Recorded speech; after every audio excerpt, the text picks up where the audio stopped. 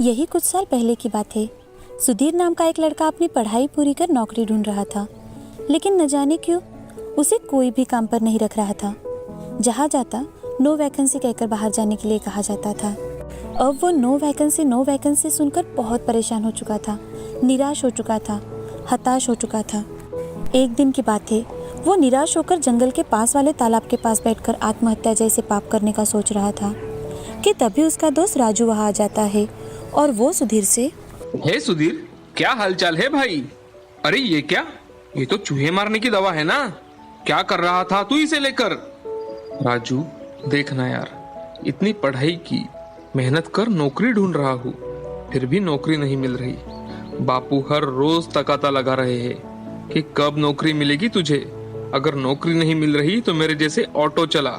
और मैं, देख दोस्त, जिंदगी हमें एक बार ही मिलती है और जीने के कई मौके देती है। अब बस हमें उन्हें पहचानना है। और ये बात तो बिल्कुल सही कही तेरे बापू ने, मुझे तो बिल्कुल सही लगी है। क्यों टेंशन लेते हो तुम इतना?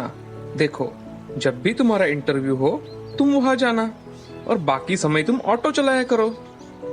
लेकिन राजू, इतनी पढ़ाई के बाद अगर मैं ये छोटा काम करूंगा तो इससे अच्छा है कि मैं, देख भाई, कोई काम छोटा या बड़ा नहीं होता, लोगों का नजरिया अलग अलग होता है। मेहनत तो सबको ही करनी पड़ती है ना। और निराश या हताश होकर बैठने से अच्छा है कि कोई काम किया जाए और अपने परिवार को मदद की जाए। तू ठीक कह रहा है राजू, लेकिन तूने कोई पढ़ाई नहीं की तो तुझे कोई भी काम करने में कोई शर्म नहीं आती। आखिर हर किसी का एक अलग स्टेटस होता है और मैं एक पढ़ा लिखा इंसान हूँ। मैंने कई सारी तकलीफों के बावजूद MBA कंप्लीट किया और तुम, जाने दो, लेकिन लोग क्या कहेंगे मेरे बारे में?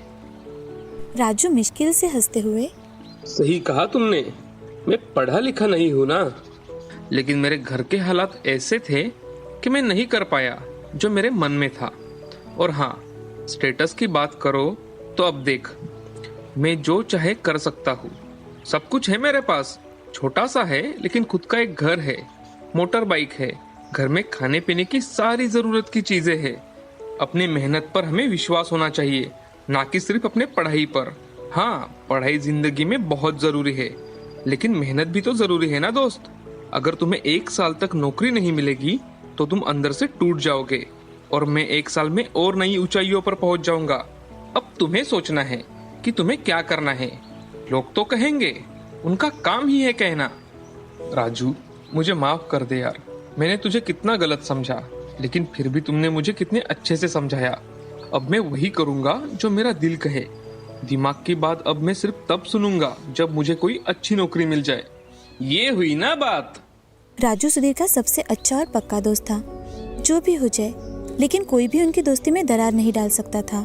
और राजू हमेशा सुधीर के लिए एक प्रेरणा बनना चाहता था, ताकि सुधीर अपने मन की ऊंचाइयों को छू पाए और अपने सपने पूरे कर सके। उसने सुधीर के मन को, सुधीर की निराशा को पहचान लिया था और इसी कारण आज उसने उसे जीने का नया पाठ पढ़ाया था, ताकि वो निराशा की गहराई में ना फंस जाए। अब सुधीर घर जाकर अपने पिता से, पिताजी, आज से मैं ऑटो चलाऊंगा। सुधीर ऑटो चलाना जानता था क्योंकि उसके पिता यही काम करते थे। सुधीर की बात सुनकर उसके पिता, तो चल, मैं आज तुझे भाड़े पर एक ऑटो लेकर देता हूँ। लेकिन पिताजी, हमारे पास तो अपनी ऑटो है ना, मैं घर पर बैठकर क्या करूँगा? दोनों कमाएंगे तो ज्यादा पैसे आएंगे घर में। अब तेरी बहन की शादी भी तो करवानी है। अब दूसरे ही दिन से सुधीर ऑटो चलाना शुरू कर देता है। दूसरी ओर नौकरी ढूंढने का काम भी कर रहा था। 1 साल यूं ही गुजर जाता है। एक दिन की बात है, सुधीर एक औरत को लेकर बाजार में अपनी ऑटो से जा रहा था कि उस औरत का फ़ोन बजता है। वो फ़ोन उठाती है और, हाँ दीदी बोलो। औरत ने अपना फ़ोन स्पीकर पर रखा था ताकि उसे आवाज़ अच्छे से सुनाई दे। तभी दूसरी ओर से आवाज़ आती है, सुधा, हमें बहुत बड़ी ऑर्डर मिली है पापड़ बनाने की, तो कल से हमें कुछ और औरतें चाहिए होंगी। और हाँ, हमें एक सेल्समैन भी चाहिए जो हमारे पापड़ को मार्केट में अच्छा रिस्पॉन्स दिलाए। ठीक है दीदी, मैं आज ही घर जाने के बाद देखती हूँ, कोई मिले तो। औरत फ़ोन रख देती है तो सुधीर, मैडम, क्या आप पापड़ बनाने का काम करती हो? हाँ भाई, हमारा एक छोटा सा गृह उद्योग है। हम कुछ महिलाएं मिलकर ये काम करती है। हमारी मैडम उच्च शिक्षित है, लेकिन नौकरी ना मिलने के कारण आज उन्होंने हम जैसी जरूरतमंद औरतों के लिए ये उद्योग शुरू किया। अच्छा, क्या मैं आपकी मैडम से मिल सकता हूँ? हाँ भैया, जरूर मिल सकते हैं। क्यों नहीं मिल सकते? कल शाम 5 बजे श्यामनगर में आ जाइएगा। हमारी मैडम शिल्पा ने वहीं पर काम शुरू किया है। ठीक है। अब दूसरे ही दिन सुधीर शिल्पा से मिलने चला जाता है। वहां जाकर सुधीर शिल्पा को देखते ही चौंक जाता है, क्योंकि शिल्पा वही लड़की थी जो सुधीर के साथ पढ़ाई करती थी, जो उनके कॉलेज की सबसे होशियार लड़की थी, और सुधीर उसी से प्यार भी करता था। शिल्पा, तुम यहाँ? अरे सुधीर, तुम यहाँ कैसे? और ये क्या तुम ऑटो चलाते हो? हाँ शिल्पा, क्या करूँ, नौकरी ही नहीं मिल रही थी तो मैंने। हाँ, सही कहा तुमने। हम जैसे कई सारे लड़के और लड़कियां हैं जो बेकार और बेरोजगारी के कारण आत्महत्या कर रहे हैं या फिर निराश और हताश होकर बैठ जाते हैं। मैं कई दिनों तक सोच रही थी, फिर इन औरतों से मिली जो अपने लिए, अपने परिवार के लिए कुछ करना चाहती थी, तो मैंने ये काम शुरू किया। हाँ शिल्पा, तुमने बिल्कुल सही किया, बहुत अच्छा किया है तुमने। सुधीर, तुमने भी MBA किया है, क्यों ना तुम भी हमारे साथ जुड़ जाओ। हमारे साथ और भी 2 आदमी जुड़ चुके हैं। शिल्पा, क्या तुम मुझे इस बारे में सोचने के लिए थोड़ा समय दोगी? जरूर सुधीर। अब सुधीर वहाँ से चला जाता है और रात भर सोचता रहता है। तभी उसे राजू की बातें याद आने लगती है कि जिंदगी हमें हर वक्त मौका देती है, उसे सिर्फ पहचानने की जरूरत होती है। दूसरे दिन सुधीर शिल्पा से मिलने चला जाता है और शिल्पा सुधीर को देख, आओ सुधीर, वेलकम। अब हम दोनों मिलकर इस काम को नया अंजाम देंगे। उस दिन से शिल्पा कुछ औरतों की सहायता से अलग अलग प्रकार के पापड़, अलग अलग प्रकार के अचार, चटनी, मुरावला ऐसी चीजें बनाने लगी और सुधीर उसे बेचने के लिए मार्केटिंग का काम संभालने लगा। गांव हो या शहर, वो गली गली की दुकानों में जाकर उनके प्रोडक्ट बेचने के लिए बड़े ही अच्छे तरीके से लोगों को समझाने लगा। धीरे धीरे कर सुधीर इतनी ऑर्डर्स लाने लगा कि औरतें अपना काम करते करते कम पड़ने लगी। लेकिन सुधीर और शिल्पा दोनों वहीं पर नहीं रुके। उन दोनों ने अपने काम को अंजाम देने के लिए अपना खुद का एक ब्रांड बनाया, जिसे अब मॉल्स वालों ने भी अपने मॉल्स में रखना पसंद किया। कुछ ही सालों में उनकी दिन रात की मेहनत रंग लाई थी। अब उन्हें किसी भी प्रकार की जॉब की जरूरत नहीं थी, बल्कि अब वही अपने फैक्ट्री में लोगों को काम पर रख रहे थे। अब सुधीर ने शिल्पा से शादी की और आज दोनों की फैक्ट्री में कम से कम 2 से 3 हजार से ज्यादा लोग काम कर रहे थे। इतना ही नहीं, अब वो शिक्षा प्राप्त करने के बाद जिस प्रकार निराशा में डूब चुके थे, ऐसे कई सारे लोगों के लिए नई उम्मीद बन रहे थे, एक नया रास्ता दिखाने लगे थे। रामपुर नाम के गांव में राकेश अपनी पत्नी मीरा और अपने माता पिता के साथ रहता था। वो अपने पत्नी के साथ मिलकर खेती करता था। राकेश थोड़ा सा कम दिमाग था, लेकिन मीरा बहुत ही होशियार थी। मीरा के माता पिता बचपन में ही गुजर चुके थे, तो उसकी चाची ने उसकी शादी राकेश से करवाई। मीरा बड़ी होशियार थी। वो हमेशा अपने पति को कुछ न कुछ अच्छी बातें बताती और साथ ही पैसों को किस तरह कमाना है ये भी बताती। एक दिन मीरा अपने पति से, सुनिए जी, वो मैं कह रही थी क्यों ना हम 2 गाय खरीद ले। राकेश मीरा जो कहे वैसे ही करता था, तो वो मीरा से, ठीक है खरीद लेंगे, लेकिन पैसों का हिसाब तुम ही रखना। अजी बाबूजी है ना, तो वही देख लेंगे। अब राकेश और मीरा गाय खरीद लेते हैं और खेती के साथ साथ अब वो गाय का दूध बेचकर भी पैसे कमाने लगे। धीरे धीरे मीरा ने पोल्ट्री फार्म शुरू करने का सोचा। वो अपने ससुर से, ससुर जी, मैं चाहती हूँ कि क्यों ना हम पोल्ट्री फार्म शुरू करें। देखो मीरा, तुम जानती हो कि राकेश कैसा है, उसे तो ठीक से हिसाब भी नहीं आता। तुम्हें जो करना है तुम कर सकती हो, लेकिन हम भी तो बीमार रहते हैं, तो सारी जिम्मेदारियां तुम्हें ही लेनी होंगी। पिताजी, मैं जानती हूँ, लेकिन हमें जिंदगी में बढ़ने के लिए कुछ न कुछ तो करना ही होगा ना। अब मीरा धीरे धीरे करके कुछ मुर्गियाँ लेती है। अब दूध के साथ अंडे भी बेचने लगी। राकेश के खेत के पास ही अमर नाम का एक इंसान रहता था, जो बड़ा ही आलसी किस्म का इंसान था, साथ ही खाने का बड़ा ही शौकीन था।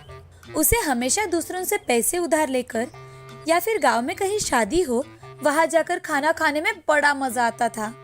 उसे बुलाया हो या ना हो, वो हमेशा किसी भी पार्टी में चला जाता था। अब लोगों ने उसे बात करना ही बंद कर दिया था, पर फिर भी वो लोगों से बातें करने की कोशिश करता, और अगर कोई मिले ही ना तो वो राकेश से बातें करता रहता। एक दिन उसके मन में आया, अरे राकेश को तो बढ़िया बीवी मिली है भाई, वो मेहनत करती है और राकेश मजे से खाता है।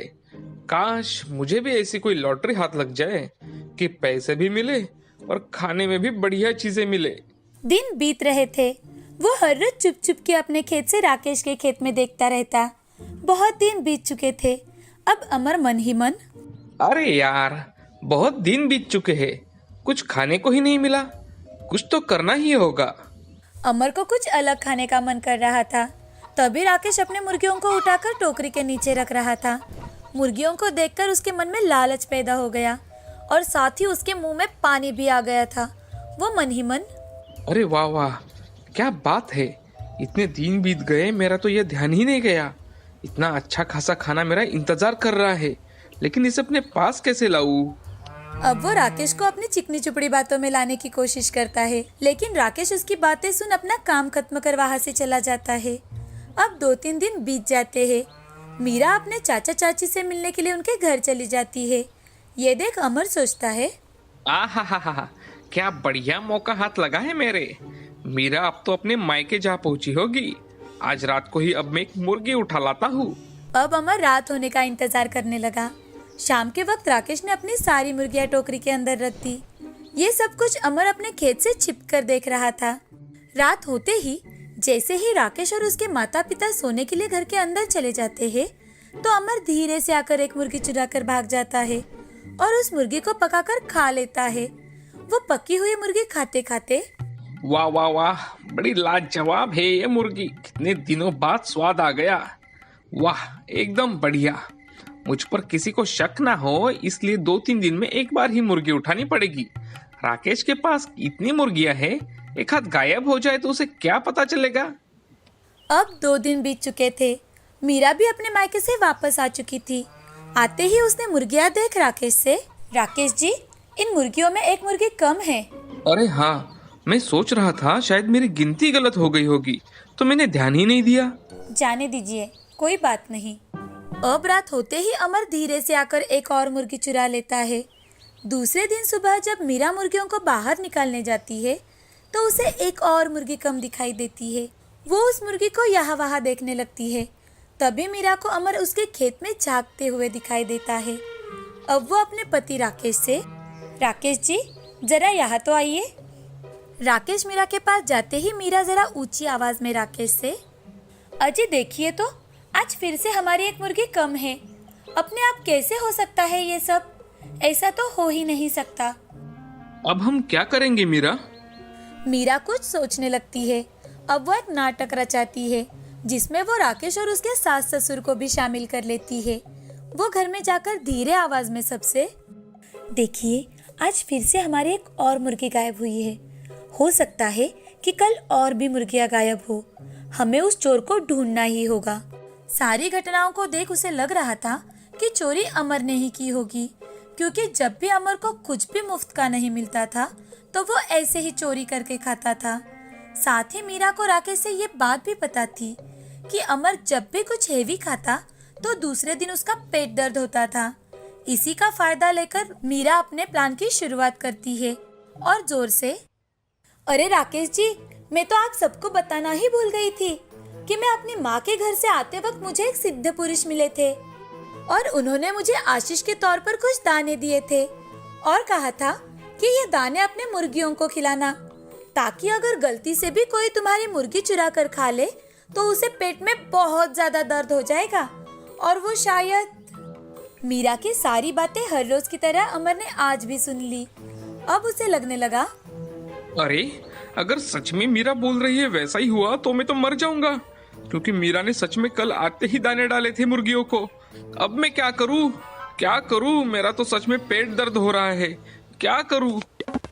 अमर की ये घबराहट देखकर मीरा को पूरा विश्वास हो चुका था कि अमर ने ही उसकी मुर्गियां चुराई है। अब राकेश अमर के पास जाकर, अरे अमर, क्या हुआ है तुम्हें? कुछ हुआ है क्या? राकेश को देखते ही अमर का दर्द बहुत बढ़ जाता है। वो अब जोर जोर से चिल्लाने लगा, मेरा पेट आ। तभी मीरा वहां आ जाती है।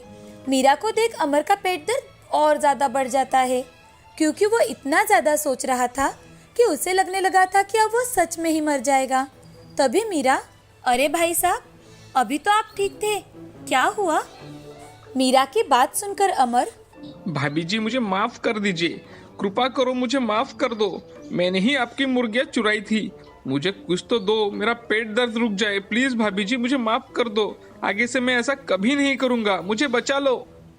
मीरा घर के अंदर जाती है और एक लड्डू लेकर आती है और अमर को खाने के लिए देती है। जैसे ही अमर लड्डू खा लेता है उसे ठीक लगने लगता है। तभी मीरा, भाई साहब, आपने अभी अभी जो लड्डू खाया वो मुझे एक सिद्ध पुरुष ने दिया था और उन्होंने कहा था कि ये लड्डू जो भी खाए उसका दर्द तो बिल्कुल खत्म हो जाएगा और साथ ही वो मेहनत भी करने लगेगा। अमर ने मीरा की बातों पर इतना ज्यादा विश्वास किया कि मीरा जो बोल रही है वही सब सच है। मीरा ने भी उसका भ्रम वैसे ही रहने दिया ताकि आगे से उसकी मुर्गियां कभी चोरी ना हो और ना ही कोई और चुरा पाए। मीरा ने अपने बुद्धि के दम पर और अमर के डर से उसे बीमार बना दिया था। अब अमर को भी पता चल चुका था कि चोरी करना गलत बात है। साथ ही अब वो मेहनत करके अपना पेट भरने लगा और दूसरी ओर मीरा अपने पति और सास ससुर के साथ बड़े खुशी खुशी रहने लगी थी, अपना व्यापार बढ़ाने लगी थी।